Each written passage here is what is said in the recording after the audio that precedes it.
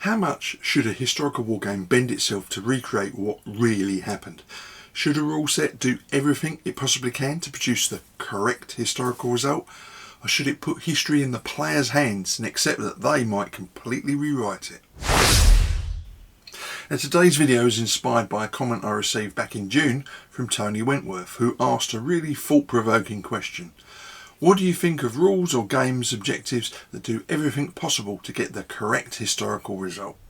Now, he even gave an example from an American Civil War convention game where one side got so lucky that the opposing forces never really became engaged at all. It may have been an interesting sequence of dice rolls, but for some of the players it felt deeply unsatisfying because they turned up expecting a fight and instead found themselves spectators to an outcome that felt predetermined by the scenario rather than shaped by their own decisions. Now, my reply at the time was fairly brief, but it sums up how I generally feel about historical game design. I believe a set of rules and scenarios should be capable of reproducing historical outcomes within the range of possibilities generated by the game.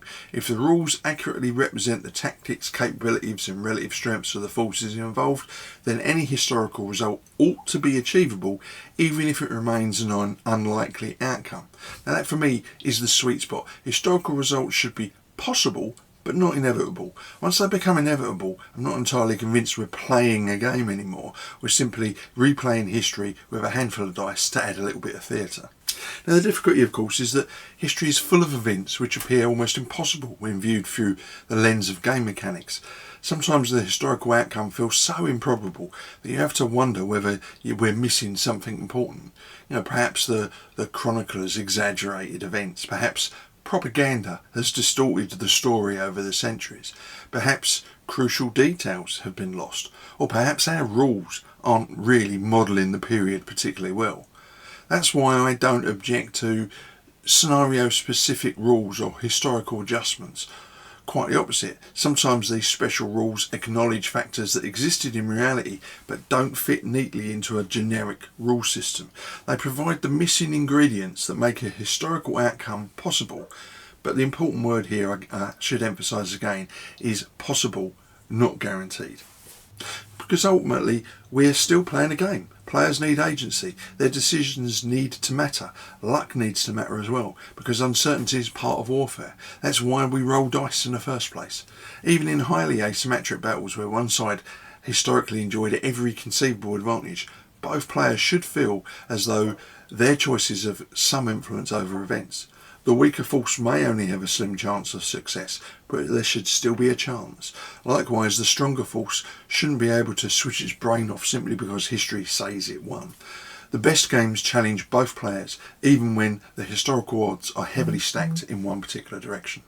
Now, history's full of battles that seemed decided before the first sword was drawn, only for terrain, leadership, confusion, or sheer luck to produce astonishing results. These are often the hardest battles to recreate on the tabletop because the obvious decisions available to modern players aren't necessarily the decisions that were made historically. Now, let me give you 3 examples that illustrate the problem, but I'm sure in the comments you're going to give me dozens of other better examples. So, the Battle of Agincourt in 1415 has become almost legendary. Henry V's exhausted English army, weakened by disease and desperately trying to reach Calais, found itself blocked by an enormous French force. Depending on which figures you accept, the English may have numbered as little as 6,000 men against something approaching 30,000 French soldiers, many of them heavily armoured knights. Now, on paper, it's a complete mismatch. The French should have won comfortably, but instead the English achieved one of the greatest victories in medieval history. Why? Because the battlefield itself became one of the English army's greatest allies. Heavy rain had transformed freshly ploughed fields into deep mud. Henry positioned his army behind ranks of sharpened stakes that discouraged cavalry charges, and as the French advanced, they became trapped in thick mud, compressed into an ever-tightening mass where they could barely swing a weapon. Longbowmen then poured arrows into the densely packed formation, while exhausted French knights struggled simply to stand up. It's a wonderful historical story and very evocative, but it's also an absolute nightmare to recreate on a conventional tabletop game without some modifiers. Give one player 5 times as many heavily armoured troops as the other, remove all the historical constraints, and what happens? The French player almost certainly spreads out, avoids the bottleneck, threatens both flanks and overwhelms the English position. It's exactly what any sensible player would do because they're trying to win. The historical French commanders, for a whole variety of reasons, didn't produce that perfect textbook attack. So how do you recreate a battle like Agincourt? We almost have to impose restrictions, severe movement penalties in the mud, narrow deployment zones, rules encouraging congestion, perhaps command limitations, maybe even mechanics representing overconfidence or poor coordination. Some designers might hate that because it limits player freedom, but without those restrictions the battle quickly stops looking anything like Agincourt. The challenge is introducing those historical constraints without making the French player feel like they're simply acting out a script that they have no control over. Both sides need to think that they can win this particular battle regardless of the actual historical outcome. Another famous example is Thermopylae. Now Thermopylae is probably history's ultimate defensive action. Leonidas and his Greek force, including the famous 300 Spartans, occupied an extraordinarily narrow pass known as the Hot Gates. The Persian army enjoyed overwhelming numerical superiority, but geography neutralised much of that advantage. Only a small number of attackers could engage at any one time, allowing the disciplined Greek phalanx to hold back wave after wave of Persian assaults. From a historical perspective, it's fascinating. From game design perspective, it's probably rather dull. I mean, think about it. The Greek player's optimal strategy is obvious. Stand still in the gap and don't move.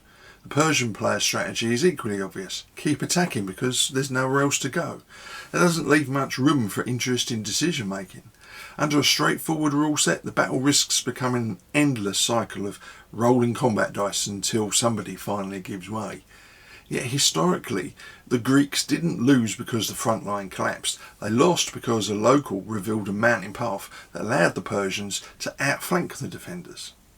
Now, without introducing that betrayal somehow, the battle either becomes an unrealistic Greek victory or an incredibly repetitive slugging match.